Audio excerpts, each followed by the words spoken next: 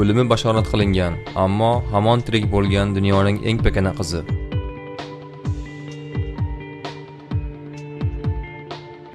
Qizaloq Charlotte Gayside dunyoga kelganida shifokorlar dahshatga tushgan edi, chunki ular birinchi marta bunday qizaloqni uchratishdi. Qizcha pakanalikning eng kam uchraydigan turi bilan tug'ilgan edi. Dunyo bo'yicha Charlotte'ga o'xshagan odamlar soni 10 taga ham yetmaydi.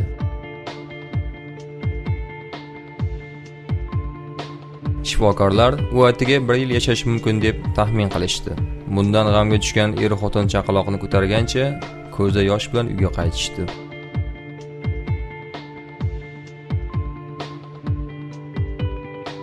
İlk davrlarda Charlotte'ga loyiq kiyim-kechak bo'lmagani bois, ota-onasi unga o'g'irchoqlarning kiyimini kiyishtirishga majbur bo'ldi. Ammo shifokorlarning bashorati amalga oshmadi. Avvaliga 5 oylik yubileyni nishonlagan Charlotte keyin maktabga jo'nadi. Birinchi sinfda uning bo'yi 68 sm bo'lib, og'irligi esa 5 kg tashkil etardi. Hozir qiz voyaga yetganiga qaramay, hamon bo'yi o'smagan.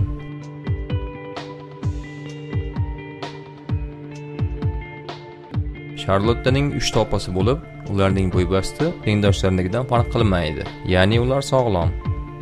Opalari Charlotte'ni juda yaxshi ko'rishadi. Ular singillarini har qanday xavf-xatardan himoya qilishadi.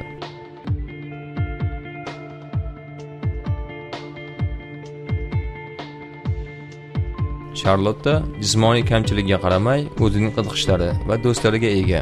Uni to'laqonli chiroyli hayot kechirishda uning do'stlari va oilasi katta yordam ko'rsatishadi.